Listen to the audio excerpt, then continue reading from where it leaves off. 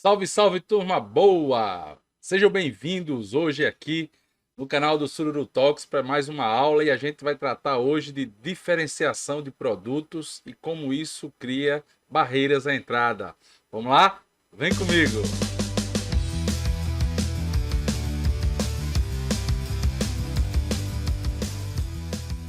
Pois é, pessoal, hoje a gente vai tratar de diferenciação de produto, que é um dos elementos constituintes da estrutura de mercado. Então, analisar se o produto é homogêneo ou diferenciado faz parte do processo de análise da indústria, né?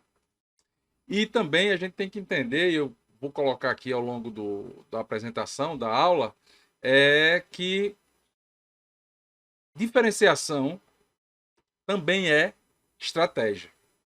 Então, veja, ela trabalha nos dois sentidos, né? Tanto como elemento de estrutura de mercado, ou seja, diferenciação define poder de mercado e define barreira à entrada. Então, se tem muito poder de mercado, isso significa fidelidade de consumidor, significa domínio de conhecimento do mercado, informação, a gente vai ver ao longo do texto, da apresentação. E, por outro lado, a criação, né, de atributos de diferenciação, o desenvolvimento de atributos de diferenciação nos produtos é uma estratégia deliberada. A empresa conduz esse processo, né? O Michael Porter já fala isso, né? Que é uma das estratégias competitivas, estratégia de genérica, né? Estratégia de diferenciação. E aqui a gente vai ver os fundamentos dessa estratégia, do ponto de vista da economia industrial. Então eu vou ficar aqui pequenininho aqui do lado para que a gente já comece a falar sobre diferenciação de produtos. Como é que eu saio na frente ou eu consigo um posicionamento melhor no mercado por meio de diferenciação de produtos. Bom, a diferenciação de produtos tem a ver com a capacidade que a firma tem de ser mais um ou não, né? Às vezes a gente acha, como empresário, como empreendedor, que a gente tem um produto diferenciado, que não existe concorrentes. Lei do engano. Normalmente, do jeito que a concorrência está hoje e as estruturas de mercado no mundo, todos os mercados em qualquer lugar do mundo estão postas, raramente você vai ser um produto único, inovador e monopolista. Normalmente existem alguns substitutos próximos do seu produto que façam a mesma coisa ou coisas parecidas que o seu produto ou serviço. Então essa ideia de que nós vamos fazer um produto diferenciado e que ninguém vai copiar ou que ninguém vai ter, olha, isso não é muito certo. Então, para evitar esses erros, é interessante entender o que é a diferenciação de preços. Pois bem, primeira coisa, né? A gente vai colocar os modelos, os mercados tradicionais que a gente analisa. Então, normalmente o mercado mais analisado, isso tanto pelo pessoal que trabalha com marketing, com economia principalmente, a ideia é concorrência perfeita, ou seja, todo mundo está concorrendo ali com commodities. E por isso que eu tenho que cortar preço, ocupar espaço. Olha, às vezes não. Ou melhor, como a gente já vem colocando aqui nesse curso, né, de economia digital a partir das lentes e dos fundamentos de economia industrial, na maioria dos mercados nós temos, na verdade, uma condição tipo essa aqui. Esse é o mundo real. Existem marcas, né? Commodities, eu coloquei ali no slide anterior, café. Commodity. Tá no mercado internacional. Nenhum produtor local brasileiro tem condições de determinar o preço do grão do café, por melhor que seja, né? Existe preço para os grãos robusta, que é o mais simples, né? Do tipo de café. E existem preços, mercados dos grãos arábicas, né? E a arábica já é um produto mais, chamam de bebida fina, né? Já é um produto um pouco mais refinado, é um tipo de grão mais delicado, tal, e tem um sabor diferente. Mas como eu vendo em saca, ou seja, como o produtor vende em saca, no fundo ele não consegue definir o preço do café dele. Olha, eu já estou tendo dois tipos de produtos, mas não são tão diferenciados, ou não são diferenciados, porque, na verdade, muda a especificação, é tudo café. Muda a especificação. Então, como é que o café se torna um produto diferenciado? O café se torna um produto diferenciado quando ele vira cápsula, quando ele vira café solúvel, quando ele vira cafés especiais que são vendidos no supermercado, enquanto o preço do pelo menos 2 ou 3 vezes, né? O preço do café tradicional, normal. Né? Então, esse começa a ser um produto diferenciado. Tem embalagem diferenciada, né? Tem uma apresentação, destaque, geralmente nas gôndolas está na altura da vista, está bem apresentado, junto com algum tipo de atributo lá, para fazer bem a diferença, para marcar a diferenciação do café. Então, o café ele pode ser tanto um produto comoditizado em grãos, como pode ser um produto mais refinado e diferenciado. Mas aí, para reforçar essa ideia de diferenciação, coloquei uma marca mundial conhecida de smartphone para poder marcar que diferenciação é uma estratégia também. Né? É uma estratégia, não só uma condição de mercado, não só uma condição de estrutura de mercado, mas é uma estratégia da empresa. E aí, no mundo real, a gente tem alguns modelos de smartphone, né? E cada modelo tem a sua própria demanda, seu próprio tipo de consumidor, né? Que não tem a ver ainda com fidelidade, certo? Mas existe uma parcela daquele mercado, nessa perspectiva, que pagaria determinado preço por aquele produto. Então, é como se fosse um mercado específico para aquela faixa de preço, e aí você tem os produtos definidos para aquele mercado. A Samsung é uma empresa que tem uma linha enorme de celular que atende exatamente essas faixas de preço, né? Então a gente tem tanto Samsung assim. A Apple já é uma coisa mais fechada, quer dizer, ela já pega uma fatia de preço mais superior, porque é um modelo de, de celular com 3 ou 4 versões, que aí ela realmente atinge já um patamar superior, enquanto a Apple tenta conseguir, a Samsung tenta conseguir a maior discriminação de preço, então ela junta tanto diferenciação como discriminação de preço, porque os custos de produção da maioria desses celulares são muito próximos entre si. Então, os custos marginais, vamos dizer assim, são muito próximos. Então, a Samsung ela usa não só diferenciação, como discriminação de preços também. E essa aula de discriminação de preços está lá no curso de Economia de Empresas, também no YouTube. Quem quiser dar uma olhada, dar uma revisada, para entender um pouco mais, vale a pena navegar por lá. Então, além da Samsung, a gente tem que entender o seguinte: existem outras formas, né, de entender diferenciação do produto. Então, a Samsung trabalha nessa perspectiva, mas do ponto de vista teórico, analítico, a gente tem essas três formas. Existem outras, mas eu trouxe aqui essas três abordagens para entender o que é diferenciação do produto. São três abordagens que meio que auto-reforçam. Mas é preciso entender em sequência para ter uma compreensão maior sobre possíveis estratégias de diferenciação do produto que coloquem as empresas no jogo, e o jogo é dinâmico.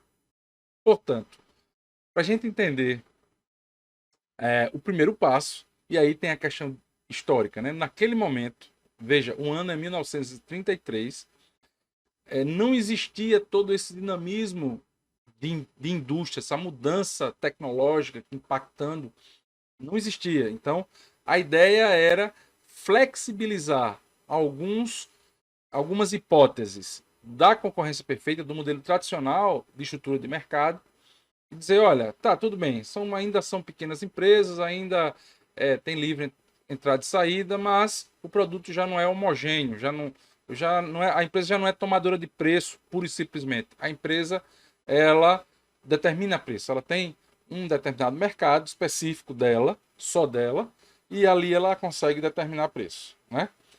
Bom, esse conceito de diferenciação ficou conhecido como o modelo de competição monopolista de Chamberlain, né? E esse modelo, eu vou trabalhar daqui a pouco com ele, para vocês terem ideia de como ele funciona. No que a gente está se propondo a fazer aqui no curso, estrutura, conduta e desempenho é o paradigma, o modelo dominante disso daqui. A diferenciação do produto é uma das fontes de barreira à entrada. Então, por isso que faz parte da análise estrutural dos mercados. Mas aí os evolucionistas veem que a diferenciação de produtos também são variedades, certo? E essas variedades, elas vão, uma vai pegando, outra não, o mercado não sanciona. Aí aquela que o mercado sanciona, que tem uma estratégia vencedora, ela consegue se consolidar no mercado e impacta, de repente, uma nova empresa a partir dali, com um spin-off ou uma nova empresa a partir de uma variedade de diferenciação, de um tipo, de uma linha de produto, de uma extensão de linha de produto, né? Por exemplo, o smartphone da Apple, ao que tudo indica, é uma extensão. A ideia, né, a forma, né, o modelo, o design, melhor dizendo, na verdade, ele é muito. O primeiro é muito parecido com o iPod maior. E aí você tem o design do iPod, que teve uma extensão de uma nova variedade e colocou as funções de telefone. Então, essa extensão de linha, quer dizer, você tem diversificação. Moral da história: o iPhone matou o iPod, porque ele mesmo já faz, os smartphones já têm, e agora com streaming de áudio, já fica mais fácil, você não precisa carregar arquivos de música, né, na memória do smartphone. Então, essa migração já é uma diferenciação também, né? E é uma diversificação de produto, né? Você tem um novo produto e um novo mercado, porque não é só para as pessoas que gostam de ouvir música para onde vão. Agora as pessoas que gostam de ouvir música e que precisam se comunicar. Eu amplio o mercado. E com isso, a Apple realmente fez uma reviravolta no mercado de telecomunicações, de música e de tudo mais. Quer dizer, é isso que a gente chama de dinâmica industrial.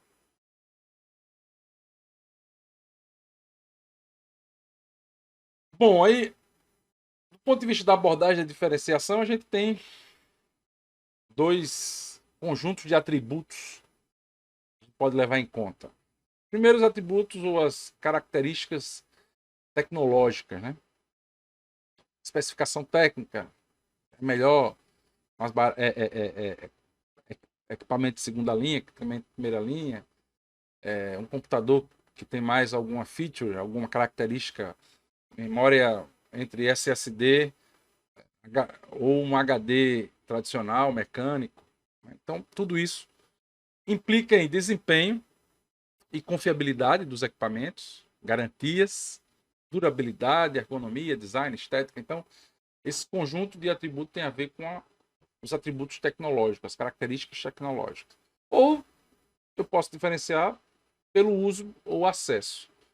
Essa segunda parte tem muito a ver com as empresas que atuam no mercado digital. Custo de utilização, as assinaturas, né? Como é que é as assinaturas? Qual o tipo de modelo de negócio, né? Uma parte até determinada quantidade de acesso é grátis. Depois você tem Os jornais estão fazendo muito isso. Tem 5 acessos grátis no mês. Aí depois disso eles bloqueiam só com assinatura, né? Que são os paywalls, que são os mecanismos de bloqueio de você ter acesso aos conteúdos de forma gratuita. Então, essas características de diferenciação de uso e acesso tem muito a ver, né, com o mundo digital. Imagem, marca, reputação, garantia do uso de dados, né? A facilidade de você achar site ou não, né? De você botar no Google e ele aparecer logo. Então, forma de comercialização. Como é que eu aceito pagamento, transferência, tudo isso faz parte, né, da forma de comercialização. Como é que eu entrego, né? Como é que eu financio? Tá dentro da questão do pagamento. Assistência técnica, suporte. Geralmente as empresas digitais usam robôs para lhe dar suporte. As pessoas às vezes não gostam. Outras você consegue falar. Alguns bancos têm robôs e tem pessoas, principalmente as fintechs. Nubank, que é famoso pela sua assistência do ponto de vista do mercado digital, que aí tem mais a ver com hardware. A Dell, que tem também uma excelente assistência técnica. Uma empresa que é pouco conhecida normalmente por nós, que estamos mais na cidade, quem está mais na cidade, quem está mais no campo conhece, a John Deere. A John Deere hoje é uma empresa, ela é uma empresa historicamente centenária de tratores, máquinas e implementos agrícolas, só que hoje ela está migrando para ser uma empresa digital ao integrar a produção, conectando uma agricultura 4.0, né? Onde ela coleta dados e oferece de volta as análises para os usuários dos equipamentos e das plataformas que a John Deere fornece para os agricultores. Então, isso nos Estados Unidos, né? Essa economia da integração em que o valor é gerado não pela escassez, mas pelo hub, como a gente falou, pelo ecossistema, né? A John Deere passa a ser um hub, passa a ser uma plataforma que recebe, um nó da plataforma que recebe muita informação e dá informação trabalhada, analisada e conteúdo útil para o agricultor, e isso faz com que o valor tem máquina da John Deere que vale 5, 6 milhões de reais, né? Então, mesmo um trator usado hoje, facilmente ele chega a 300 mil, 200 mil reais. Então, com conexão de GPS, tal, etc. Então, você tem... Aí, na verdade, não é só GPS, né? Hoje tem 3 ou 4 fontes de sinal de localização via sinal de satélite. Então, o GPS é um deles. Então, e a John Deere oferece esse serviço.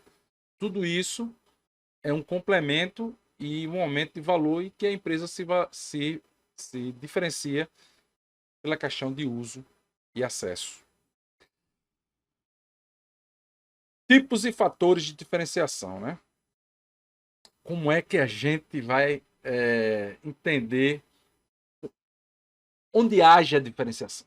Né? Onde haja a diferenciação junto do consumidor, né? Então, dado as características do produto, os atributos ou tecnológicos ou de uso e acesso, o lado do consumo também, o consumidor, a demanda, também o gosto do consumidor vai dizer se o produto vai ser diferenciado ou não para eles, né? Então, implica de duas formas. O primeiro, que a diferenciação pode ser um produto novo, que pode ser modificado. Aí você tem várias versões, né? O mercado digital tem muito isso. Você lança a versão e essas versões são modificadas, né? São melhoradas, aliás, no tempo, né? E essas melhorias têm que ser consideradas pelo consumidor para que ele pague mais por isso, né? Ou mantenha a assinatura. Por exemplo, a Microsoft migrou fortemente o seu modelo, está migrando fortemente o modelo de negócio para assinaturas. Então, o que é que faz eu assinar a Microsoft? Aí ela consegue colocar frameworks de templates, melhor dizendo, né? De Word, de documentos em Word, de apresentações em PowerPoint. Esse PowerPoint, boa parte do que eu estou apresentando aqui, ela dá sugestões de design, né? Existe uma inteligência artificial que lá na nuvem que termina aprendendo quais meus gostos de visualização e ele começa a montar em cima, começa a sugerir. Então, tudo isso faz para que eu continue pagando todo ano a renovação da assinatura, né? Outra questão importante veja, eu estou levando em conta alguns atributos da Microsoft, confiança e tal, mas se eu tiver outra empresa que faça coisa parecida e que deve ter, aí começo a não ter uma diferenciação tão forte que vale a pena o preço. Então, quanto mais atributos de diferenciação tiver o produto no mercado digital, principalmente no mercado digital, o consumidor vai terminar não usando tudo. É igual aqueles equipamentos que você termina, ou os aplicativos que você baixa no celular e não usa. Então, quanto mais coisa tem, quanto mais características, atributos, funcionalidades, features nos equipamentos ou nos aplicativos ou nos softwares, menos aquele produto, aquele serviço vai ser diferenciado. Porque o consumidor não usa tudo, então ele vai no nível em que ele usa. Por isso que a gente tem hoje uma linha de trabalho que é uma profissão chamada User Experience. O profissional é em User Experience, UX, que é o profissional que pensa quais as características são, quais as funcionalidades de um software, de um equipamento são mais valorizadas pelo consumidor. Por isso que a Amazon, por exemplo, tem a venda em um clique, para não ter dúvida de desistência, porque 70% das pessoas que montam sua cesta de compras em qualquer ambiente digital, 70% elas não finalizam a compra, elas deixam lá, né? Tem a descarga de dopamina, de satisfação, de felicidade que tá comprando, o cérebro entende como e não executa a venda. E aí a Amazon desenhou, né, para facilitar. É isso, ó. Quanto mais atributo, mais sofisticado, mais complicado, o cara não vê diferença. Então ela facilita com um clique. Você já tem seu dado lá, todos os dados, o cartão principalmente. Aí com um clique você compra e não precisa ter tanto esforço. E aí você começa a pensar. Simplicidade é diferenciação no mundo digital. Dois tipos de diferenciação do produto: vertical e horizontal. A horizontal, eu vou dar inclusive o exemplo dos modelos, do modelo de cidade linear, especificamente, né? Os modelos locacionais de diferenciação. A gente chega já lá.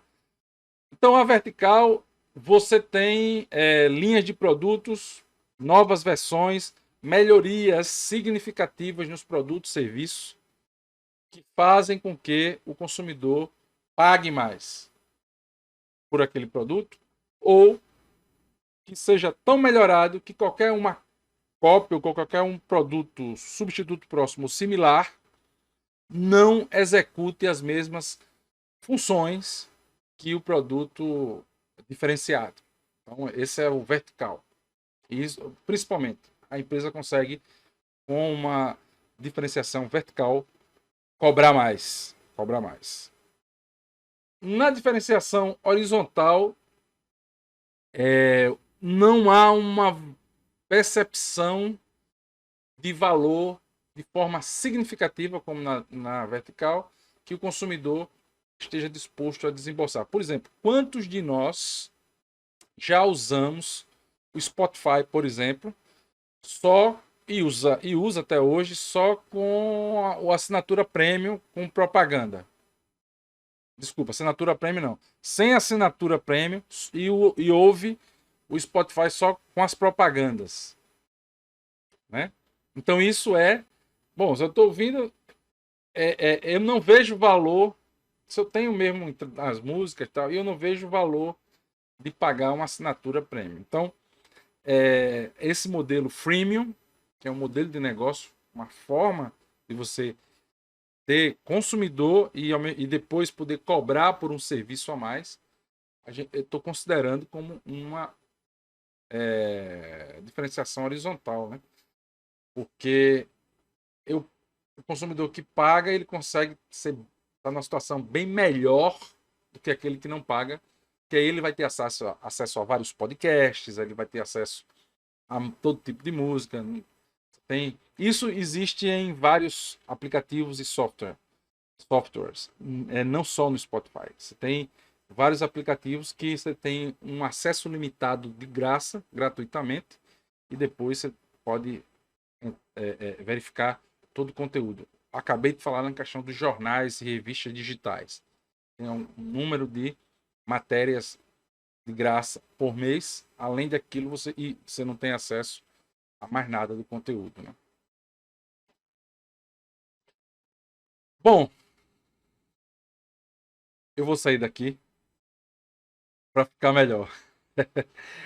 Vamos lá. Esse é o modelo de Chamberlain, que era aquele primeiro, que é o pontapé inicial. Veja que eu coloco o carrinho do supermercado, que é, na verdade, a combinação do monopólio com concorrência perfeita. Por que isso? Porque na época você tinha a limitação teórica, né, de romper totalmente com a concorrência perfeita, não rompe a concorrência perfeita e com isso você não tem avanços teóricos, né? Então esse modelo ele tenta, na verdade, segurar um pouco os conceitos originais da concorrência perfeita, ele mantém isso, mas mescla com um outro modelo que é o monopólio e ao mesmo tempo começa a inaugurar uma fase chamada de concorrência imperfeita, que entende que a empresa podia ter algum poder sobre os consumidores. Então, existem os produtos deixam de ser substitutos perfeitos para serem substitutos próximos, né? Então, mas mesmo assim, ainda é uma empresa representativa nesse modelo que, de fato, a gente vê na evolução que não é bem assim que existe. Não há uma empresa representativa. Existem várias empresas em vários mercados, mesmo dentro da mesma indústria. Mas nesse modelo, para facilitar o entendimento, a gente assume isso daqui. Agora, ele vai estar melhor explicado em uma aula específica. De toda forma, os princípios são esses aqui. Numa aula específica no Sururu Talks, lá no curso de Economia de Empresas, que vocês podem acessar naturalmente, de graça, sem problema. Tá lá vai estar lá a aula que é diferenciação de produto, né? Então, essa diferenciação de produto proposta pelo Chamberlain você tem a possibilidade de incorporar preferências não homogêneas. O consumidor começa a ter algum gosto. E como ele começa a ter algum gosto, ou seja, ele começa a escolher produtos, aí o Chamberlain pensou, e era o padrão na época, e é o padrão dentro da economia neoclássica, é que a variável que ia definir a escolha era o nível de preço. Então a gente vai ver que a curva de demanda ela é negativamente inclinada, como a gente já mostrou logo no começo dessa aula, mas o processo de maximização de lucro ainda é o mesmo, custo marginal é igual a receita marginal, igual a concorrência perfeita. Você tem um esforço de venda que aumenta os custos fixos, então a empresa ela tem para manter aquele produto, desculpa, a empresa para manter aquele mercado meio que cativo, não diria totalmente cativo, mas meio que cativo, por isso que tem uma curva de demanda negativamente inclinada, o mercado dela tem um esforço de venda e aí os custos médios são altos. Essa diferença vai dar o que a gente chama excesso de capacidade, que aí está tudo bem explicado numa aula específica sobre esse modelo que eu fiz lá no curso de Economia de Empresas, a aula chamada Gerindo a Empresa com Produto Diferenciado em um Mercado Competitivo. Então, mas a ideia é exatamente de que a diferenciação passa pelo gosto do consumidor. Eu tenho que considerar o valor que o consumidor percebe e que está disposto a pagar como um elemento fundamental da diferenciação do produto. Eu posso dizer que meu produto está diferenciado, mas se o consumidor não paga por isso, ou não e não percebe e não paga, então, por mais que eu faça firulas no produto, o produto ele não vai ser considerado diferenciado, né? Porque o consumidor não está pagando, não está.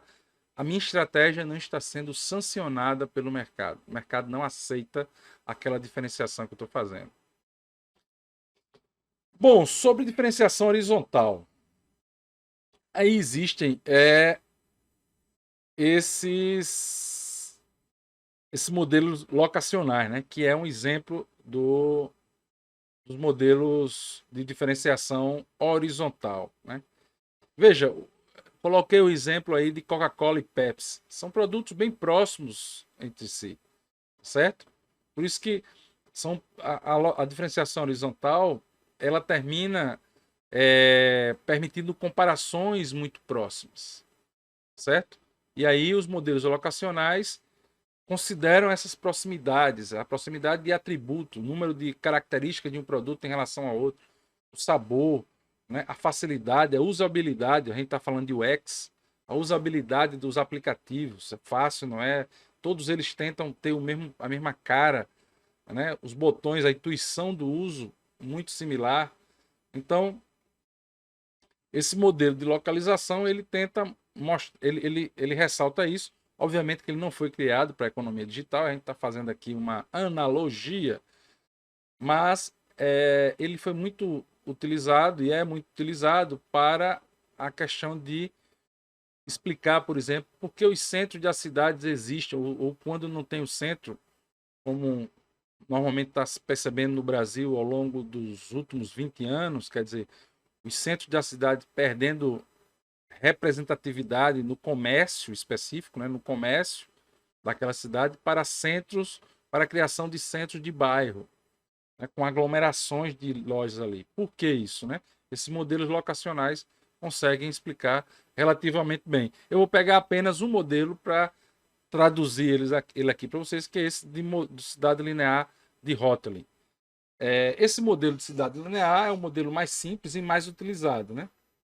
É um modelo que permite interpretar melhor o posicionamento competitivo da empresa no mercado. Eu posso dizer que a proximidade ou o distanciamento entre as empresas é um ponto de posicionamento, é o posicionamento, né? Representa o posicionamento. As duas empresas elas têm produtos homogêneos, jogam ao mesmo tempo, né? Elas estão ao mesmo tempo naquele momento no mercado, e os consumidores vão sempre preferir as empresas que está mais próxima a ele. Então, é um modelo, e como todo modelo, é uma representação da realidade, não é a realidade. E aí a gente trabalha com duas empresas, um duopólio. Afinal de contas, estamos estudando mercados oligopolizados para todos os efeitos. Eu posso ter um mercado oligopolizado mais competitivo, com mais empresas, com menos e mais concentrado, com menos empresas. E nesse caso, eu estou estudando um duopólio, que é um mercado com uma indústria com duas empresas. Né? Como eu falei, então a gente tem um modelo linear, que é como se fosse uma avenida, está aí a Avenida Paulista mostrando isso, né? Uma avenida e que as empresas estão nos seus extremos, não precisa ser exatamente na mesma distância, equidistante, é só uma representação. E aqui eu sugiro que, o modelo sugere, aliás, que o consumidor esteja no centro. Então, o que é que vai acontecer? As empresas vão tentar ficar mais próximas de onde tem consumidor. Né? Então, se elas ficarem mais próximas ao centro, que é onde está o consumidor, elas vão vender mais. Obviamente, que se elas também ficarem nos extremos, eu posso jogar de modo que atingir uma quantidade maior de consumidor, mas no tempo, de forma dinâmica, eu posso ter mais consumidores naqueles locais. Isso daí explica, por exemplo, o surgimento de comércio de bairro, né? Um bairro novo pode não ter comércio naquele momento, mas a depender do número de empresas que vá para lá, uma, duas, três, na medida do tempo, de forma dinâmica, você vai ter uma localização, uma definição de local dentro do bairro novo, que com o tempo já não vai ficar tão novo assim, e vai concentrar naquele local uma série de lojas, porque ali vão estar os consumidores, né? Aí está o exemplo da localização, pode ser tanto do ponto de vista de espaço como de tempo, né? Isso é uma diferenciação.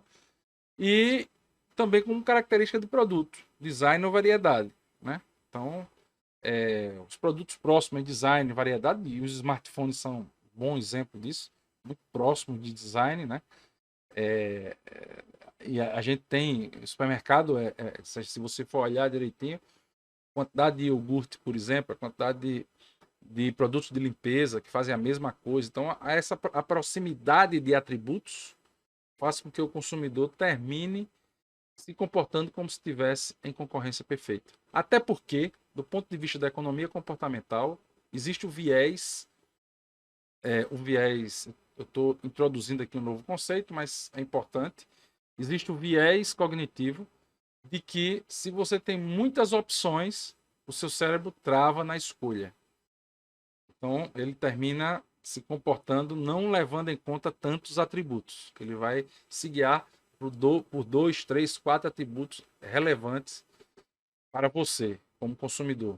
Por isso, de novo, os UX usam bastante pesquisa etnográfica tal, para poder entender o que é valorizado, 3, 4, 5 atributos, e focar nesses atributos na hora de fazer novos produtos e, com isso, conseguir, de fato, uma diferenciação, ou seja, uma dispersão de preço e uma dispersão de atributos, né, da grande maioria dos produtos.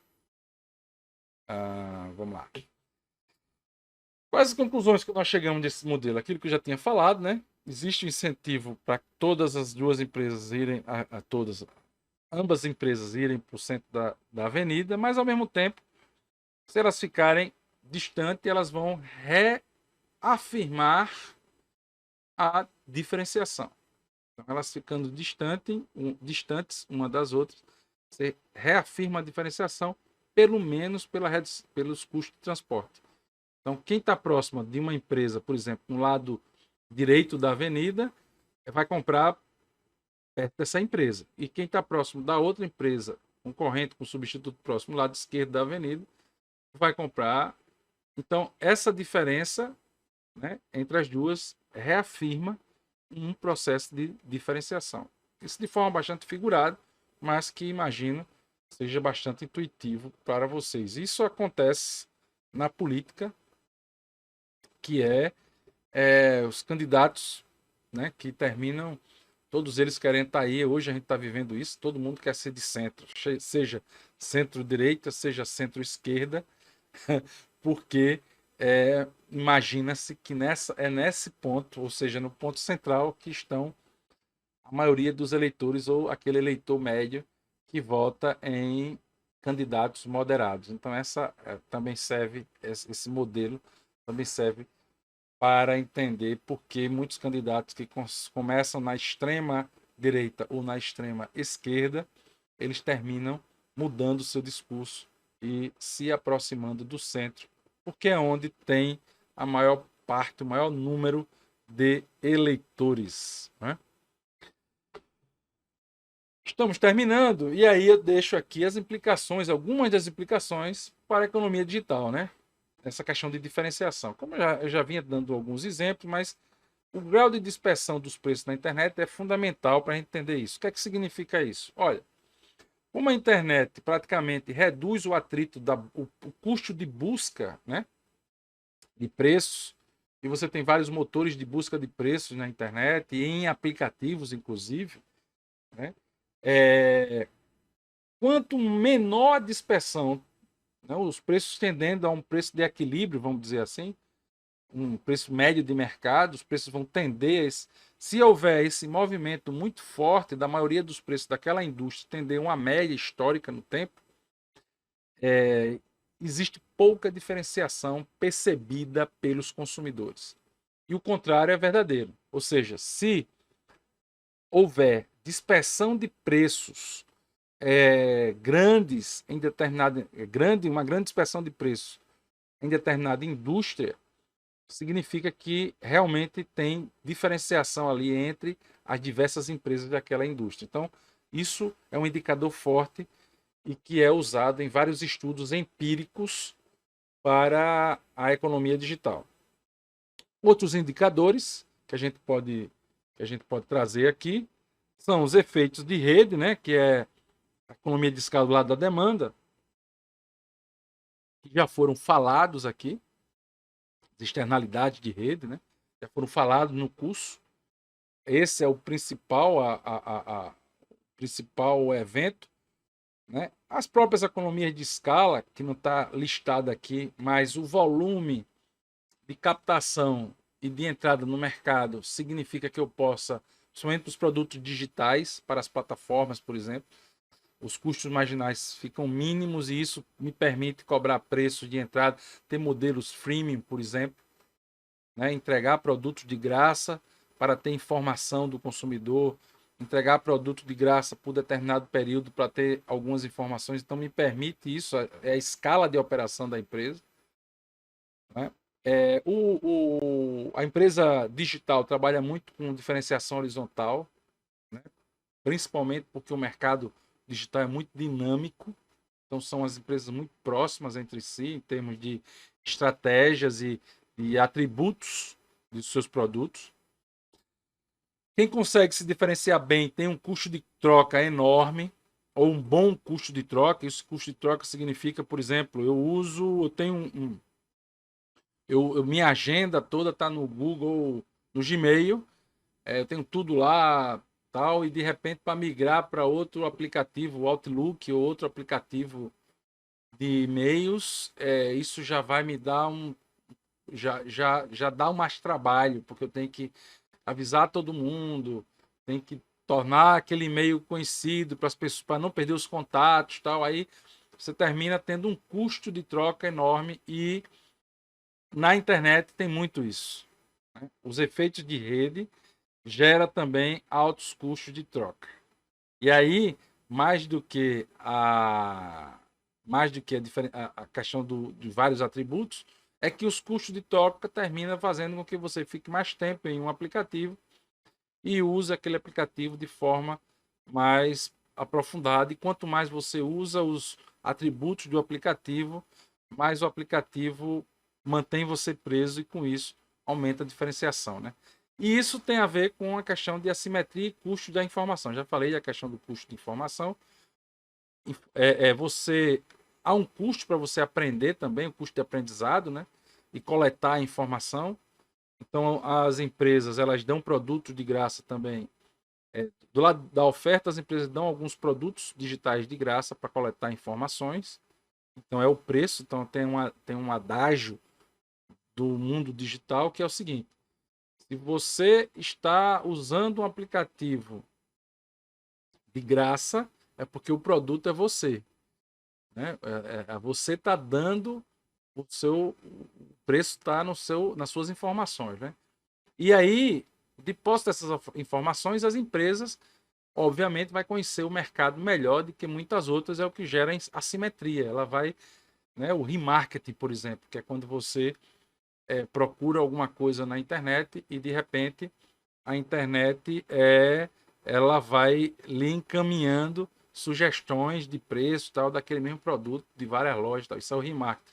Isso é uma forma de informação que você deixou o seu rastro digital e as empresas estão aproveitando para lhe oferecer produtos. Quem sabe você vai comprar, se não já comprou algum produto dessa forma.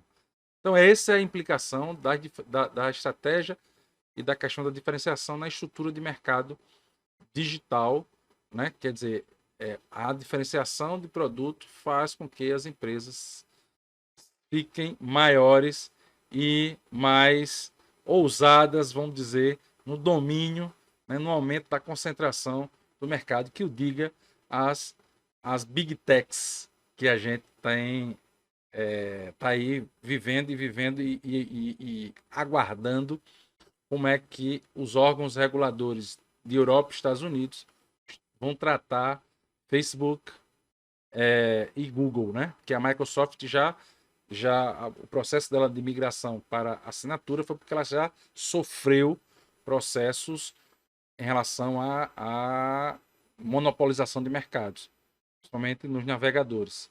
Agora é o Facebook e o Google que estão sofrendo processos não similares, mas de modo que vai reduzir, vai mudar essa estrutura de mercado no médio prazo. Então é isso.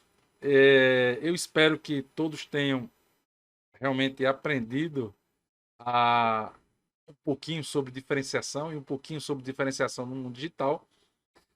Estou disponível, façam perguntas, questionem. Se gostou do conteúdo, deixe o joinha lá aqui embaixo, né, no canal.